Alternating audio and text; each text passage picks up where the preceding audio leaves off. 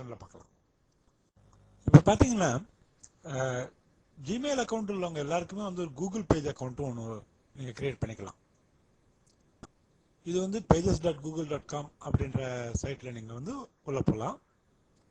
இப்போ நான் என்ன பண்ண போகிறேன், இது என்னுடைய ஜிமெயில் அக்கௌண்ட்டுடைய கூகுள் பேஜஸ். இதில் எனக்கு தேவையான அத்தனையும் நான் வந்து உள்ளே வச்சுருக்கேன். இப்போ இதை ஒரு புது ஃபைல் ஒன்று அப்லோட் பண்ணுறதுக்கு நீங்கள் கிளிக் பண்ணிவிட்டு ப்ரௌஸ் பண்ணேன்னா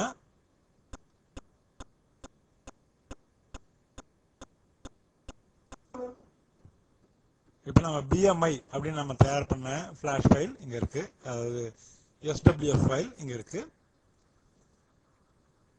இதை ஓப்பன் பண்ணி இது வந்து அப்லோட் ஆகிட்டு இருக்கு. இப்போ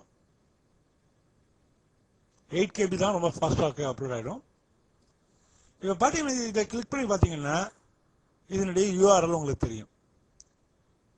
அதாவது இட் இஸ் http://sudhamini.googlepages.com/bmi.swf. இப்போ நம்ம முன்னே தயார் பண்ண ஃப்ளாஷ் ஃபைல் வந்து இங்கே வந்து இருக்கு. ஸோ இதுதான் வந்து நம்முடைய யூஆர்எல், அதாவது நம்முடைய ஃபைல் எங்கே இருக்கு அப்படின்றதுக்கான அடையாளம். இது உங்களுக்கு பழக்கமான பிளாகருடைய கிரியேட் போஸ்ட். இப்போ வந்து நீங்கள் கிரியேட் போஸ்ட், ஒரு புது போஸ்ட் ஒன்று கிரியேட் பண்ண போறீங்க. அதாவது நம்முடைய SWF உள்ள சேர்த்து ஒரு புது போஸ்ட் ஒன்று கிரியேட் பண்ண போறீங்க. இதுக்கு முதலடியா நீங்க வந்து ஒரு டைட்டில் கொடுக்க போறீங்க.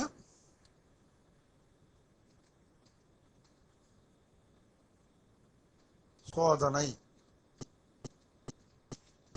யாருக்கு சோதனை தான் தெரியாது, ஆனா ஆக மொத்தம் சோதனை.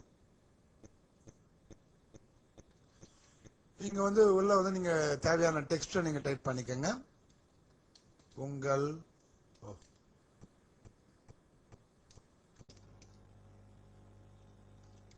பண்ணிட்டோம். இப்போ நீங்க எடிட் HTML கிளிக் பண்ணீங்கன்னா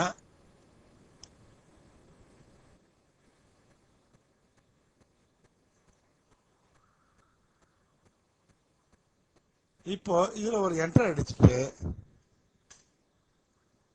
இப்போ நீங்க வந்து முன்ன தயார் பண்ணோம் இல்லையா, அந்த ஃபைலை இப்போ ஓபன் பண்ணிக்கலாம்.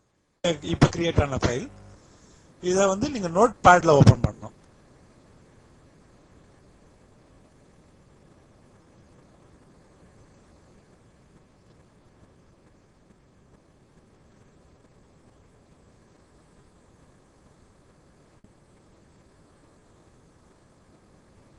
இதுல உள்ள எம்பர்ட்ல ஆரம்பிச்சு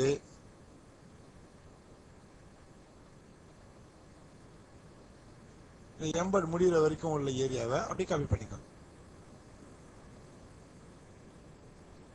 இப்போ இந்த பிளாகர்ல வந்து இந்த கிரியேட் போஸ்ட் பண்ணுங்க இல்லையா, அந்த இடத்துல இதை அப்படியே பேஸ்ட் பண்ணுங்க.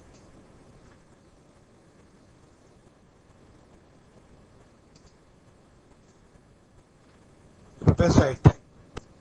ஆனா இந்த எம்பர்ட் சோர்ஸ் இருக்கு பாருங்க, இது bmi.swf அதே போல்டர்ல இருந்தா மட்டும் தான் எடுத்துக்கும். இப்ப நாம முன்ன ஒரு தயார் பண்ணோம் இல்லையா, அப்லோட் பண்ணி தயார் பண்ணோம் இல்லையா, அந்த யூஆர்எல் இங்க கொடுக்கணும்.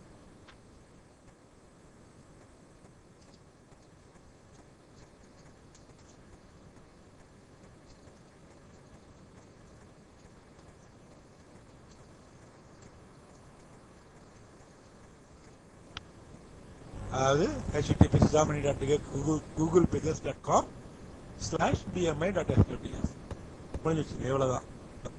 இப்போ வந்து நீங்க ப்ரீவியூ பாத்தீங்கன்னா உங்கள் உடல்நிலை அளவை இங்க பரிசோதித்துக் கொள்ளலாம். நம்முடைய ஃபிளாஷும் இங்க வந்துருது. இப்போ வந்து நீங்க வந்து முடிஞ்சு போச்சு. இப்போ ஏதாவது டெக்ஸ்ட் ஆட் பண்ணணும்னா பண்ணலாம், அல்லது பண்ண வேணாம்னா ஸ்ட்ரெயிட்லி நம்ம பப்ளிஷ் பண்ணிக்கலாம்.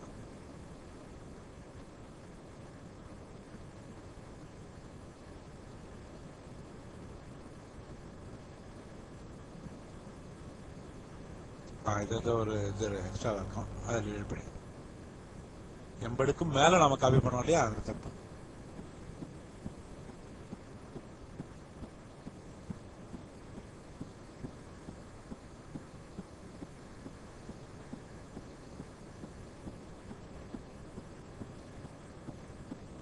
வெரிஃபை ஆகிட்டு இருக்கு. டயல் கனெக்ஷனில் வர தொந்தரவு இதெல்லாம். Your blog post publish successfully. View blog in new window. என்னுடைய பேனத்தில் ஓப்பன் ஆகுது.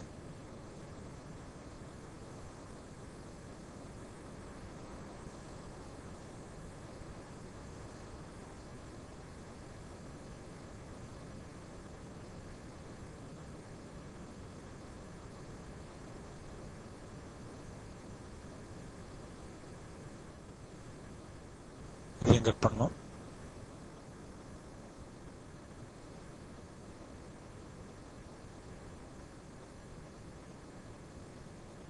இங்க பாத்தீங்கன்னா penathal.blogspot சோதனை பதிவு உங்கள் உடல் நிறை அளவை இங்க பரிசோதித்துக் கொள்ளலாம் அப்படின்னு வருது. இங்க வந்து உங்களுடைய எடையை கொடுத்தீங்கன்னா இல்லையா,